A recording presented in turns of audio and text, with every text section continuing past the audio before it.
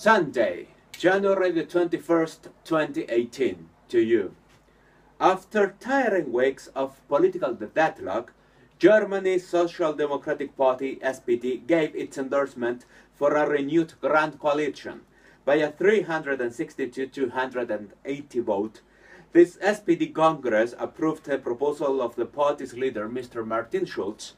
At the special Congress session celebrated today in Bonn, Mr. Schulz called for the incorporation of the SPD to the government coalition led by Chancellor Mrs. Angela Merkel, CDU/CSU. Mr. Schulz broke a campaign promise. Before the election, he had said that the SPD would not be part of a CDU/CSU-led government. At least, the risk of holding early elections in Germany has been averted, for now. Many pundits have nicknamed the CDU-SPD coalition as the coalition of two losers. Overall, these parties lost 105 seats and 13.8 percentage points in popular vote in the last election, held last year. In addition, that epithet could be used personally for Mrs. Merkel and Mr. Schulz. There are many voices within the CDU calling for Mrs. Merkel's resignation as the party's leader. As for Mr. Schulz, his speech was welcomed with sarcastic applauses.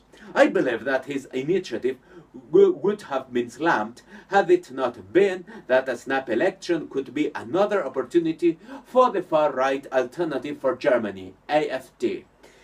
That is a painful outcome of last year's German election. Leaders are becoming afraid of their own electorate.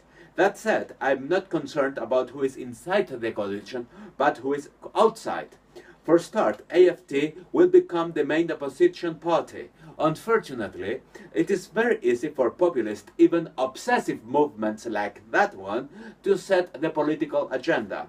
Broadly speaking, voters tend to be more favorable towards simple messages than complex ones. That said, the CDU-SPD government will be a complex one. Too complex, perhaps. If I were Mrs. Merkel, I would invite the Greens to participate too. Her new chancellorship would be an example of old politics otherwise. Finally, there was a young chap who gave a brilliant speech today. Mr. Kevin Kühnert, the leader of SPD's youth branch.